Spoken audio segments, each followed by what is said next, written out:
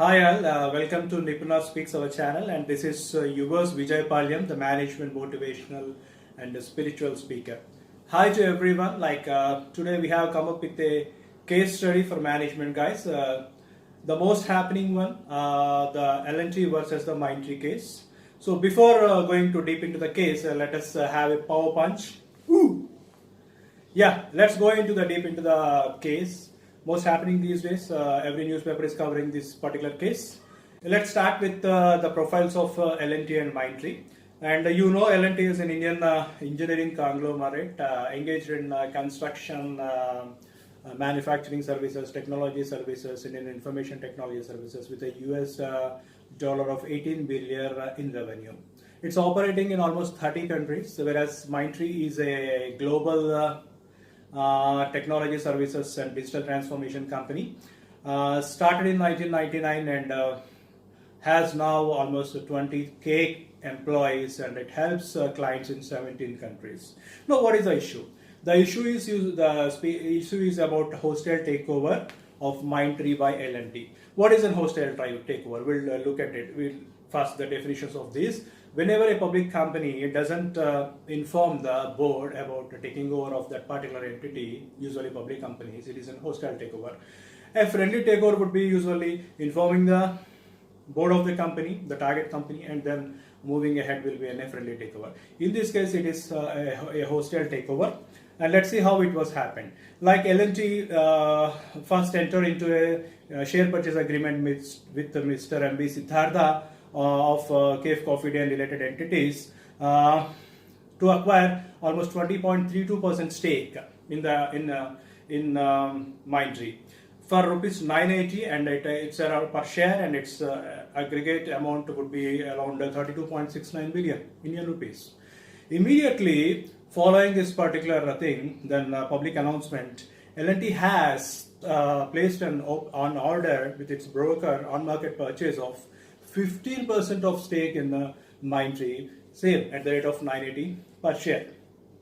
Following these two incidents, according to the SEBI regulations of takeovers, L&T has come up with an public offer with the intention of getting majority stake in Mindtree, that is to get almost 31%, amounting this 20% and 15%, and last is 31% to 66%, again at the price of rupees 980 per share in cash.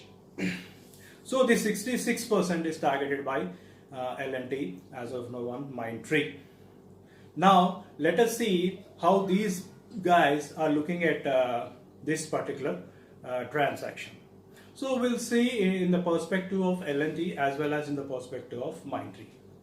L&T says it is as per their strategically placed this. They want to acquire this type of light assets businesses as per their strategy of acquisition, and to enhance their portfolio of technological services offerings.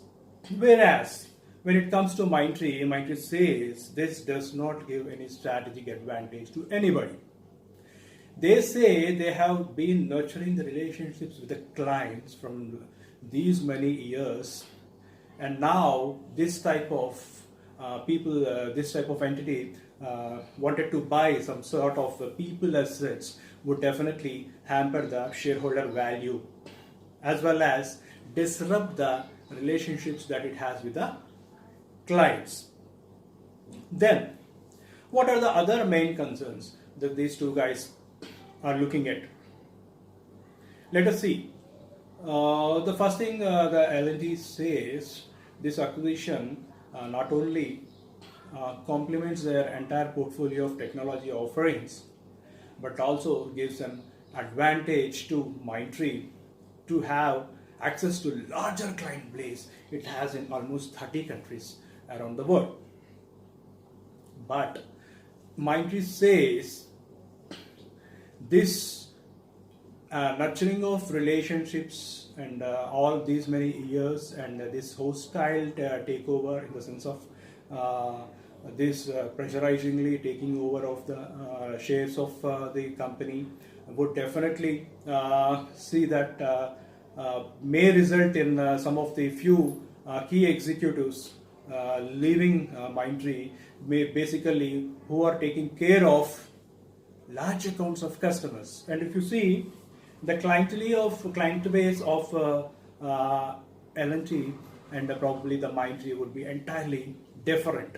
So how it would add value to them? This is the main one of the main questions. So we are looking at what are the main concerns of these two entities in this transaction. So one of the main concern for these two entities and employees of these two entities is operating structure dilemma, that after this takeover, what will happen? L&T says while Mindtree would remain as an independent entity, L&T would extend support to Mindtree in its business going forward. But Mindtree looks at this and says it's not clear whether Mindtree will be merged completely with L&T Infotech Limited. L&T has two IT companies, so this is L&T Infotech Limited is the primary company, and whether this would be fully integrated into L&T Infotech Limited, or one of the products or portfolios and offerings would be carved out and formed into one of the secondary IT company or something like this. So this is the main uncertainty that these 20K employees currently facing. So we'll move into other concerns. The main other concern is sorry. The main other concern is the cultural shock. If you see this, these are the engineering and conglomerates just entered into IT field, and whereas when comparing with the IT companies or IT enabled services companies, the perception of the people and the operating structure is always somewhat different. In IT and ITES companies, for example, people, teams, irrespective of the designations, they call each other with their first name, and they never entertain something like "Good morning, sir." So when it comes into the conventional this engineering and heavy conglomerates, usually the perception about the management structure to the people is something like command and control and maybe the top-down management. So this particular thing, so when they are something like they are operating in a highly free environment and maybe going into a different environment, that is what the people of these Mindtree are right now perceiving. That would be a very cultural shock for them. That's what the main concern in today's happenings. Whereas if you see the other main concern is the same thing related human versus real assets. The conglomerate usually has engineering, construction equipment and large equipment and all these things. You know most of the real assets, and it talks about horsepower. Whereas it comes to Mindtree, the people are the ITES companies, the people are its core assets. They will not have more physical assets, right? Physical real assets, buildings, equipment and all these things. So people are the more core assets. So more of brain power. So the horsepower versus the brain power. Again, this is somewhat they look as conflicting. So this type of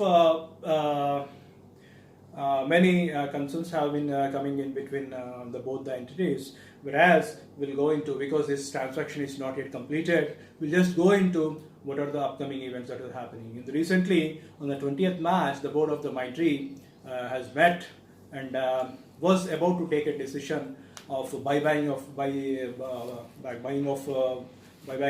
of the shares from the public, but no more decision has been taken of buyback of shares on that particular day.